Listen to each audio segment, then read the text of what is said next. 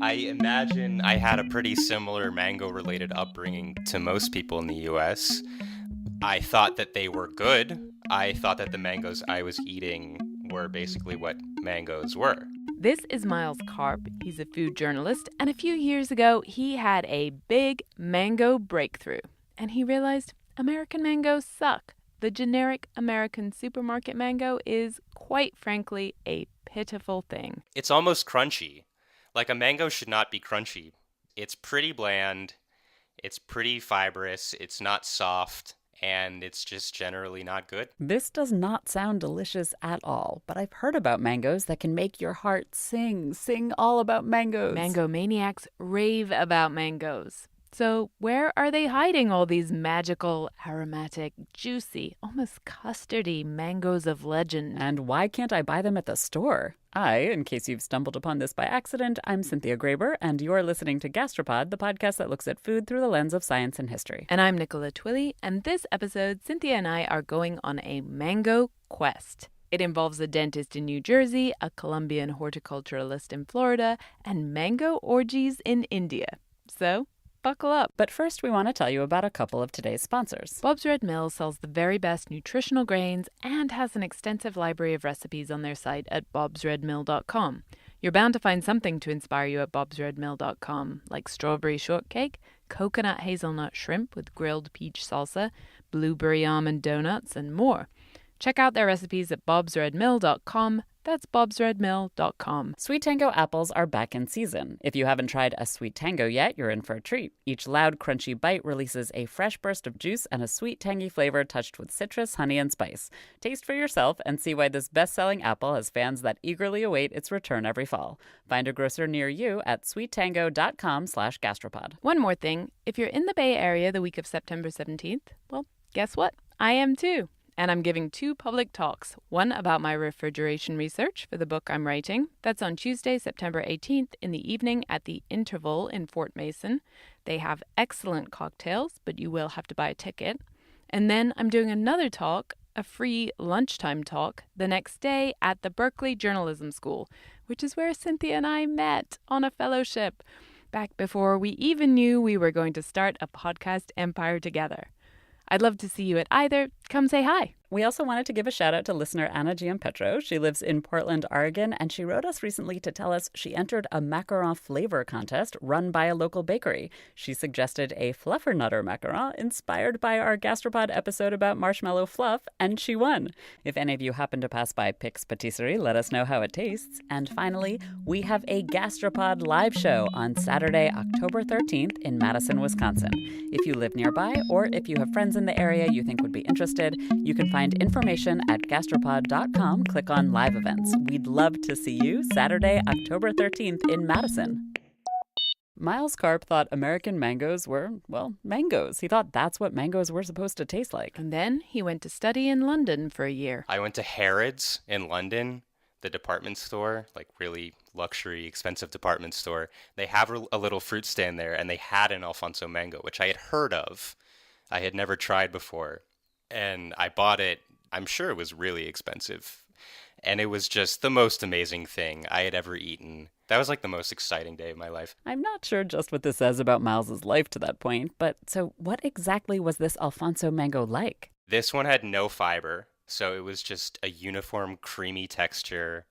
The skin is yellow. The inside, I've heard described as saffron, but it's more like marigold, like a very deep orangish yellow. Okay, so it's yellow, it's creamy, but come on, Miles. What I care about is, what does it taste like? It tastes a lot like black currant. I guess really like black currant flavored candy. Caramel. I mean, those two things plus mango. So it's like much more mango-y than any other mango that I've ever had. The Alfonso mango Miles purchased in London was not actually from London. The UK has many great fruit-growing regions, but yes, sadly, none of them are really suitable for mangoes. This one grew in western India, and Alfonso mangoes have been growing in the region for probably 500 years. There are suggestions that the Alfonso is named after Alfonso de Albuquerque, who's a Portuguese general who helped colonize India. So the Portuguese had some holdings in Western India, and they actually came to India and started grafting. Grafting means that you can grow the same mango again and again, rather than just a random seedling. It's a technique that means you can clone particularly delicious varieties, like the Alfonso. The Portuguese may have selected for the Alfonso, but Indians had domesticated mangoes thousands of years earlier. If one were to identify India with one fruit, it is the mango. This is Sohail Hashmi. I make documentary films. I conduct heritage walks daily, and I write about Delhi. And Sohail is a mango obsessive. We asked him to describe his relationship with mangoes, and he told us that sadly he can't eat mangoes right now because he's been diagnosed with high blood sugar. But before that, I had an extremely active relationship with mangoes.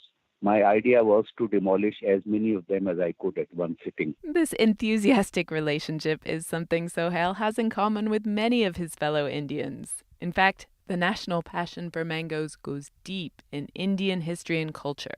There are references to mangoes in Hindu scriptures. The story goes that the Buddha was given a grove of shady mangoes by a follower to rest beneath. Mangoes were exchanged between Indian princes as diplomatic gifts. The famous Mughal Emperor Akbar supposedly had an orchard of over 100,000 mango trees. There are references to the mango, say, in the Kama Sutra. A young man is courting a lady and they arrange a rendezvous. And as he waits for his beloved to come, he has to prepare proper welcome for her.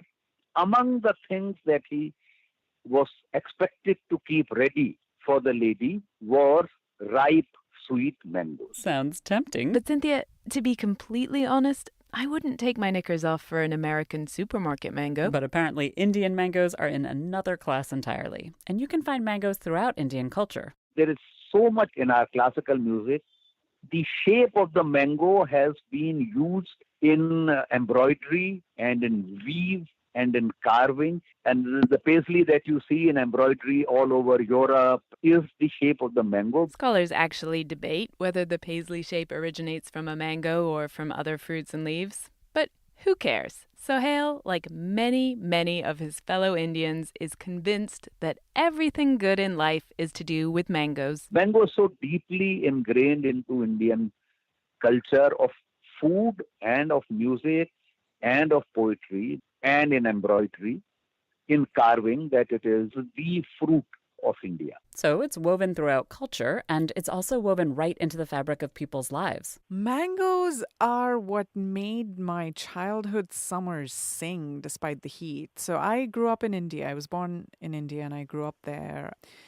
And mangoes are essentially what I waited for every year. This is Ritu Chatterjee. She's a reporter at NPR. So for me, summers meant it was pretty much all I ate. Ritu's not the only one who couldn't wait for mango season. All of India goes mango crazy. When the season arrives, which is like late spring, early summer, it's like an event. All the newspapers cover it. There are festivals. When Sohail sees the news that mangoes are ready, he hires a bus. What I do once in a year, I take busloads of people 50 kilometers out of Delhi to spend one day in mango orchards. There are orchards all along the roads there, miles and miles of orchards as far as you can see.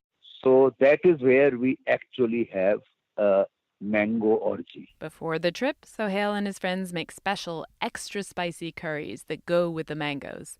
And they bring those along into the mango orchard for their orgy. You eat that and then you attack the mangoes. And then you do it all again. You eat stuff, then you eat mangoes, then you eat some more stuff, then you eat more mangoes. Then you can't look at mangoes, you lie down under the shade of the mango tree. And when you are ready to eat more, there are more mangoes. So that's obviously one way to eat mangoes at a mango orgy. But Indians also cook with mangoes. So the range of food in which mango goes in is virtually countless. You don't even have to wait for the ripe mangoes to get started on your mango feasting. Ritu told us that one of the first ways people eat mangoes in season is by turning green mangoes into a drink. You sort of roast the green mangoes over a flame, and then you just take out the soft green pulp and you mix it with water and sugar and some spices and salt.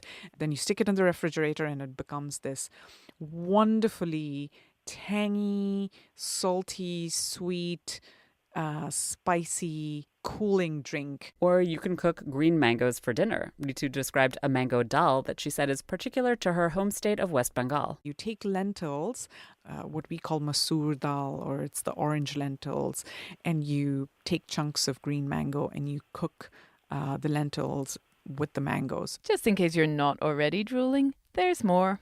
There are mango chutneys. There's powdered mango, which adds a sour note to lots of Indian dishes. Once the mangoes are ripe, the dishes turn sweet. Ritu told us that her family would cut up mangoes and bread and soak them in milk. It's very unsophisticated, but somehow very delicious as favorite summer comfort food. In America, we are clearly doing this mango thing all wrong. And from the sound of it, we're really missing out. But Miles had bought an Indian mango in London, an Alfonso mango to be specific, and he had gotten a taste of what Nikki and I apparently have been missing our whole lives. Everyone who's tried one has just been like, I had no idea mango could taste like this. What have I been doing? But a student cannot buy mangoes at Harrods every day. Alfonsos are available in London, but they're not cheap and they're not that easy to get a hold of. And then even worse, when Miles got back to the US, he discovered he literally couldn't buy an Alfonso mango at all. Indian mangoes had been officially banned by the US government.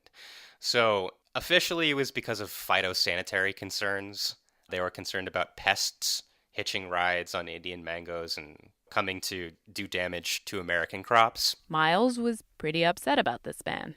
But Indian expats? They were devastated. A good Indian mango is just so delicious that not having it will make you very sad. So sometimes actually people would fly back to India for mango season if they were connoisseurs.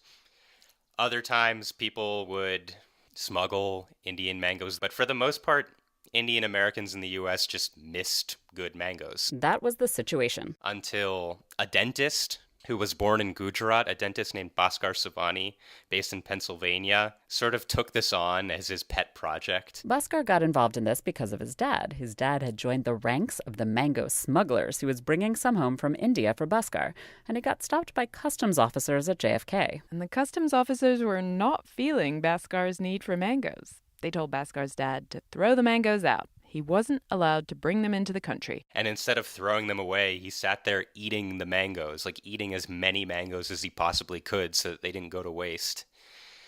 And when he finally came out of the airport a few hours later, his son was worried that something had happened to him. He was like covered in mango juice. After his dad and the accidental mango feast at JFK, Bhaskar started researching this ban and lobbying against it, and he got involved with the U.S.-India Business Council. So at the time, this was in the early 2000s, George Bush and Manmohan Singh were in talks. These were big trade negotiations. And so Bhaskar Savani, this dentist who loved mangoes so much, basically pushed the U.S.-India Business Council to include mangoes as part of these talks. And eventually George Bush was actually given an Alfonso mango to try during one of these summits. He apparently said, "This is a hell of a fruit." And then mangoes were on the table. Literally. But W's moment of mango appreciation was not enough on its own. Motorcycles to the rescue. Okay, so at the same time, the U.S. was trying to get Harley Davidson motorcycles into India. Those had been banned because they had too high emission levels. And so eventually it was decided that if India allowed Harley Davidsons in, then the U.S. would allow Indian mangoes in. I think we won out in this trade deal. So in 2007, finally the first shipment, which was spearheaded by this dentist, Dr. Savani, arrived at JFK Airport, and it was met with a lot of fanfare. There was a lot of promise back then. When this ban was lifted, people were hopeful, or people expected, that Indian mangoes would be ubiquitous in the U.S. soon. But wait a minute. I don't remember a big mango renaissance starting in 2007. And if there's one thing you and I would have noticed, Nikki, it would have been a mango renaissance. So what went wrong? We have the sad story, plus the less sad news about where you can get your hands on these delightful fruits yourself. But first, we want to tell you about a couple of sponsors this episode. Using thousands of real women's measurements, Third Love designs its bras with breast size and shape in mind so that they fit impeccably and feel even better. And now, after adding 24 new sizes, Third Love offers the most options of any brand, a total of 70 sizes. The traditional method of figuring out bra size using a tape measure seems kind of arbitrary. Turns out it is. In 2012, two scientists at the University of Portsmouth found that using this method resulted in a bra that was on average 1 cup size too small but with too long a band. Experts estimate that more than 75% of women are wearing the wrong size bra. With Third Love, you can find your fit in 60 seconds online using Third Love's Fit Finder quiz. And because Third Love guarantees a perfect fit, returns and exchanges are free and easy. Third Love knows there's a perfect bra for everyone. So right now, they're offering Gastropod listeners 15% off your first order. Go to thirdlove.com/gastropod now to find your perfect fitting bra and get 15% off your first purchase. That's thirdlove.com/gastropod for 15% off today. Bob's Red Mill is committed to providing people everywhere with the best quality foods available. They don't just sell the very best nutritional grains, they have a massive library of recipes on their site at bobsredmill.com. You're bound to find something to inspire you at bobsredmill.com. They have recipes for appetizers, breads, breakfasts, desserts, dips, pastas, pizzas, smoothies, salads, soups, Instant Pot, and meatless options. bobsredmill.com is also full of news, tips, and explanations, like the difference between whole wheat, whole grain, and multigrain labels. Basically, whole wheat is whole grain. Whole wheat bread uses the entire wheat kernel.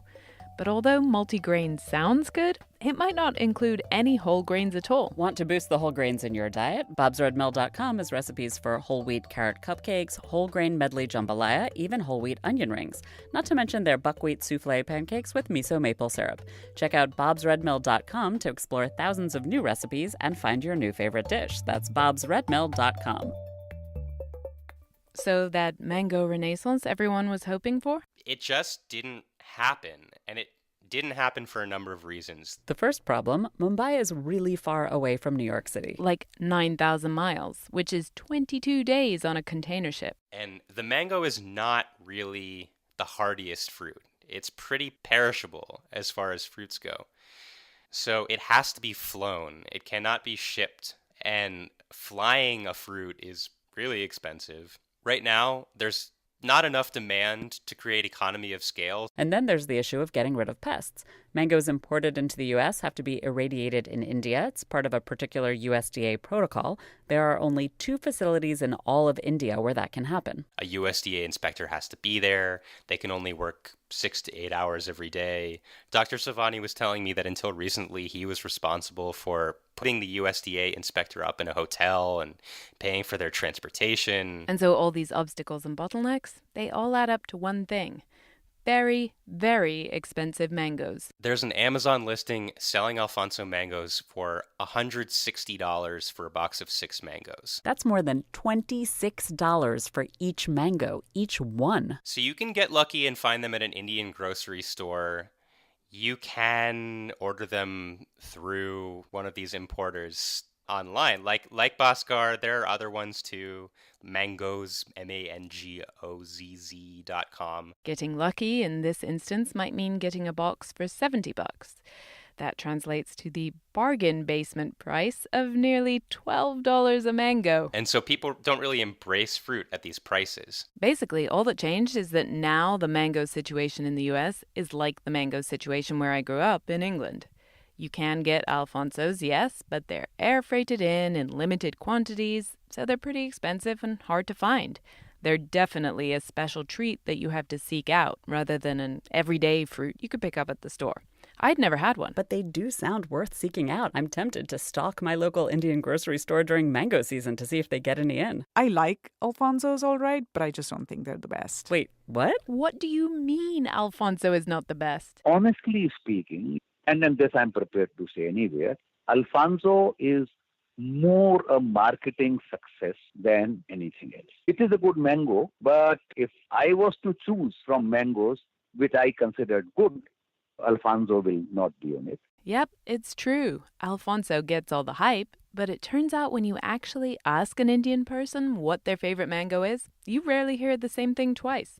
There are Indians who are crazy for Alfonsos, like Bhaskar the dentist, or even my dad's first boss, who used to send him to Heathrow Airport to pick up the first box of the season. But Ritu and Sohail are both tepid about Alfonsos. There are other varieties that generate far more passion. So my favorite variety, which is called Himsagar, pretty big, bigger than the varieties of mangoes you find here. And it's a very solid and sweet variety, not as fibrous, not as juicy as other varieties that come out later in the season. Yet another mango that sounds incredible that I've never been able to get my hands on. The one thing Indian mango lovers do agree on is that part of the pleasure of mango season is the flow. You fall in love with lots of mango varieties, one after the other. So May through early June, you would eat the Himsagar. Then from somewhere around the end of May, early June, you start having another variety, say like the Dasari.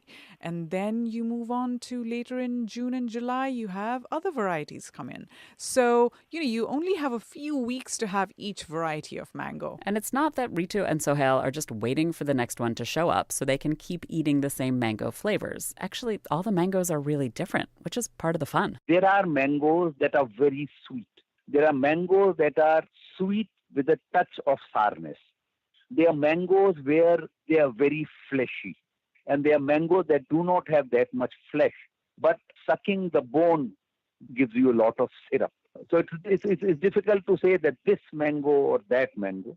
There are people who like Tchaikovsky and there are people who can't stand Tchaikovsky. There are people who prefer Handel over Wagner, and there are those who can't stand Wagner. Okay, so what Ritu and Sohail are basically saying is that the Indian mango season is like a symphony.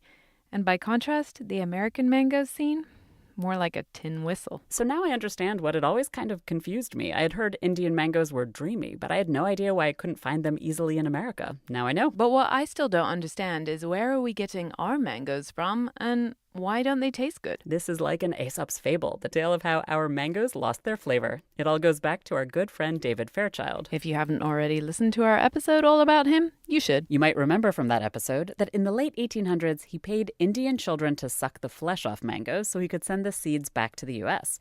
We got Indian mangoes here. So then what happened? Fairchild sent them to D.C., and the D.C. folks decided that Florida was the best place to try to grow this fabulous new fruit. That was a long boat trip from India to D.C., and then a trip to Florida, and then nobody in Florida knew how to grow mangoes. So as it happens, only one from that original batch of seeds survived. But that just happened to be like the strongest tree, not necessarily the tastiest one, just the only one that survived. But that's the mango that all the commercial American varieties are descended from, the ones you see in the store.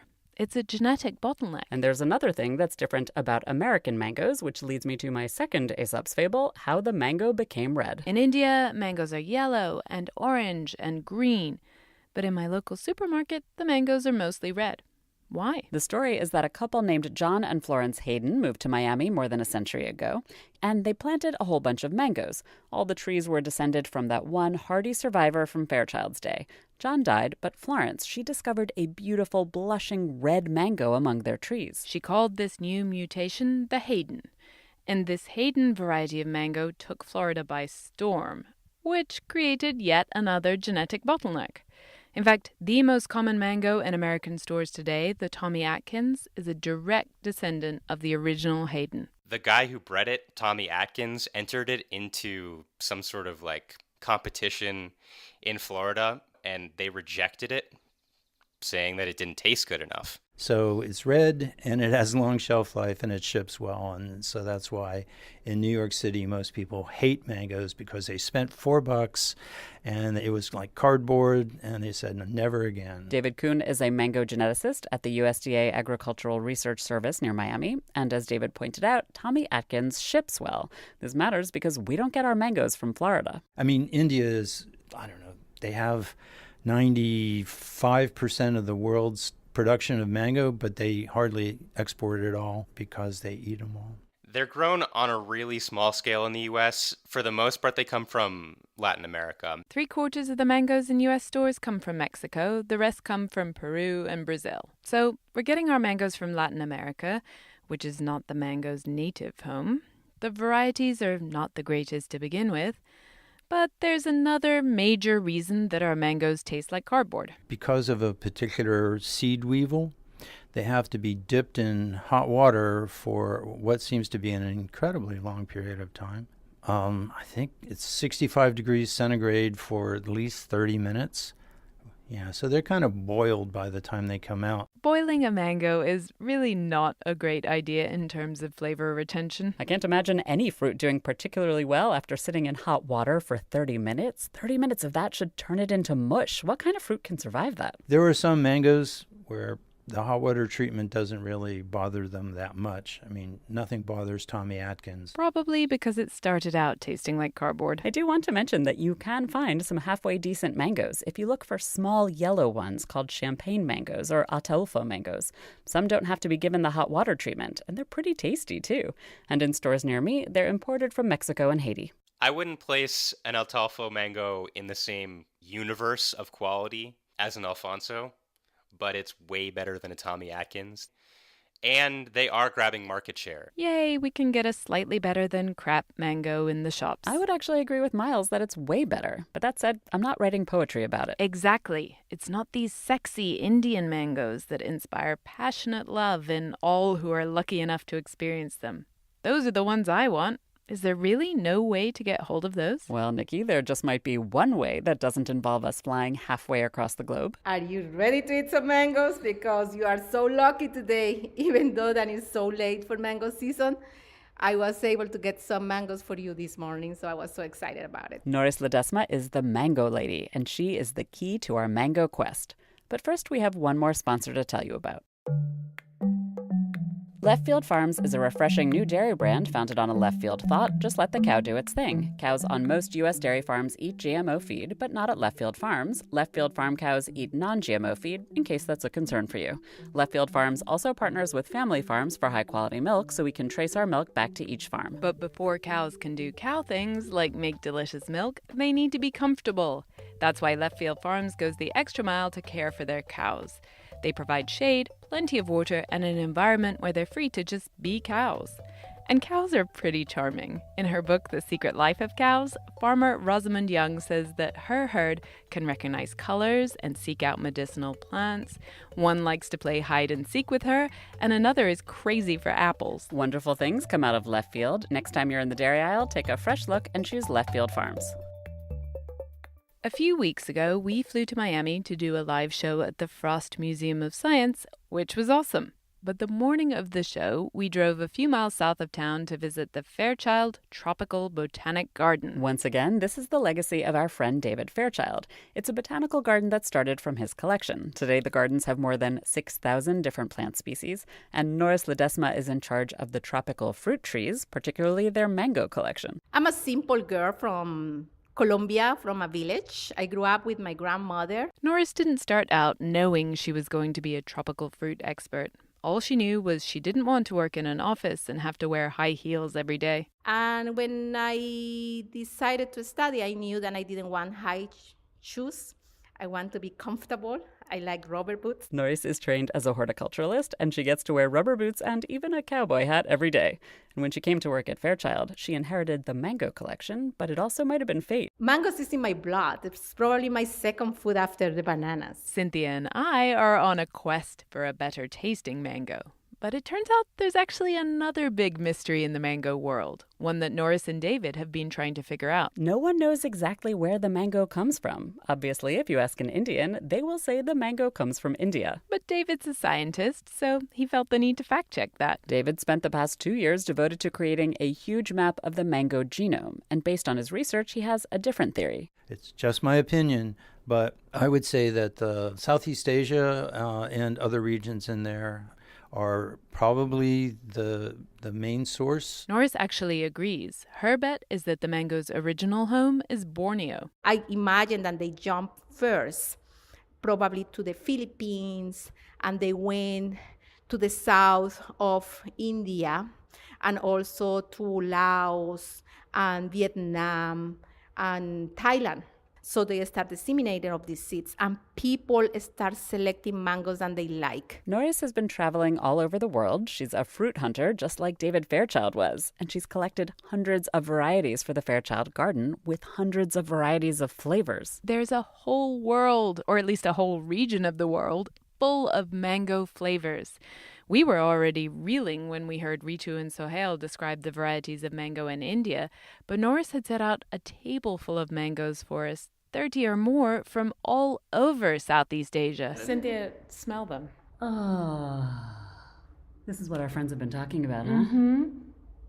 I'm just gonna, can I? We started by tasting the closest relative to wild mangoes. There's almost like petroleum or something. There's like a rich, like a roundness to it. Like, Can you sense a little bit of onions and garlic on it?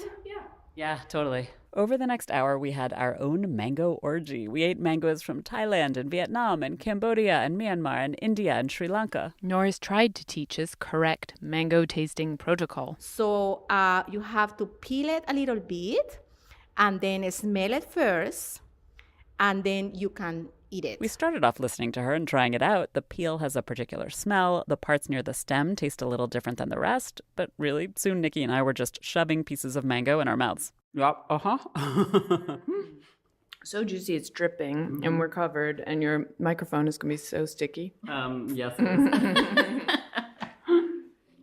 I think I'm just floating in a mango cloud.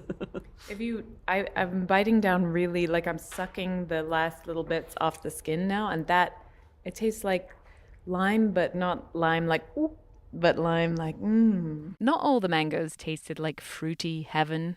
Some of them had really unexpected flavors, onion and garlic and even blue cheese. Right, it smells cheesy. It had already had been studying this mango, and it has cheese, actually blue cheese, in a pleasant way. It's just combined with the other flavors like the papaya. Like it has a little bit of, a lot of mandarin. There were some savory notes, yes, which was a little surprising. But then there were other surprises awaiting us. Oh my gosh, it tastes like coconut. It tastes like coconut. This is a coconut mango hybrid. Oh my gosh, this is surprising. This is actually my new favorite mango. It's from Myanmar, and I can't even really pronounce its name properly, but I love it. It's called the Shvetinta, or something like that anyway. I don't have a favorite. That's definitely one of them, but there were like 5 different ones I'm dying to try again. When we put them on the spot, Norris and David couldn't choose their favorite either. Depends of my mood, depends of the weather, depends of the occasion. There are some days that you want to be sophisticated. Then do you want a mango, then you don't want to get messy. So it is an occasion for that, and it's a kind of mango for that. My feeling always has been that the best mango is the one you just harvested and you're eating right that very minute. I may not have harvested it myself, but I can agree that the best mango is an amazing one that was just picked and that I can't stop eating. That's my favorite. Fine, let's not argue. I'm not going to fight about the best mango. The point is, we have now eaten truly amazing mangoes, and lots of them. We did. We succeeded in our quest. We ate genuinely mind-blowing mangoes. We now know what mangoes can and should be. But now I'm back home in Los Angeles, and the mango situation is just all the more disappointing, frankly. David and Norris both have plans to change that. Separately, they're each working on breeding the mango of the future. David is using his new gene map of the mango, which makes the whole process faster and cheaper. Usually it would take years to crossbreed mangoes and grow the trees and the fruit, but David is working on genetic markers for specific traits. We want to be able to screen at a very early time, so we want to associate traits to markers, then use those markers to screen. And we don't want to pick the winners, we want to pick the losers, and then we throw the losers away. So it cuts down on your evaluation costs. You only put things that are potentially going to be better out into the field. David and his colleague Barbie Freeman have been working on their mango of the future for a while now. What they're looking for, though, is what the mango industry tells them it wants. Okay, so commercially, it's always fruit color. And in America right now, the color both industry and consumers like is red. One thing that people are really interested in is dwarfing. Smaller trees means you can fit more in an orchard and they're easier to harvest. Reducing loss to disease is big. Finding cultivars that chip better that would be great. Frankly, industry doesn't seem all that interested in better flavor. But of course, Barbie and David are certainly also interested in flavor, and they've developed a new mango at the research center that they say meets some of industry's requirements and tastes great. They're really excited about it. This also is a huge mango. It's literally about a foot long at least. And the seed inside is extremely flat, and it's very smooth. There's no fiber. You could eat this with a spoon. I mean, it's amazing. And I'm crazy for this mango. A couple of miles down the road, Norris has been working on a new mango of her own. She's on the second generation of crosses, and she's trying to create a mango that doesn't need a cold snap to bloom, one that's hardier and more resistant to pests and diseases.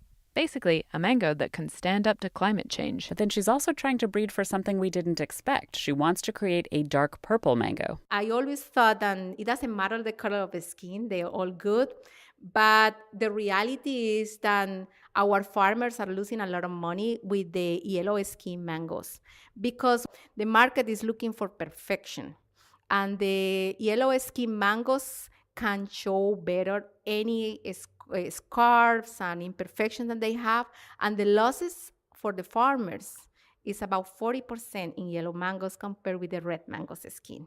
So now I'm more turned than create a mango that is purple. Purple is pretty. Americans love pretty fruit. And it hides dings better than yellow. And it has more built-in antioxidants, too. Nora says dark purple mangoes from Malaysia, and she's crossbreeding them with different varieties at the Fairchild Garden to try to get all the other traits she wants. But we were curious, why didn't Norris mention flavor? I'm not that worried about that. If I was trying to do the perfect watermelon, I have to be worried about it because you don't have much to choose. Norris says watermelon is just 2 notes, sweet and water. Nothing like the complexity of mangoes. But with mango, it's so much that you have in the pot that anything that you grab from that is going to be just so good.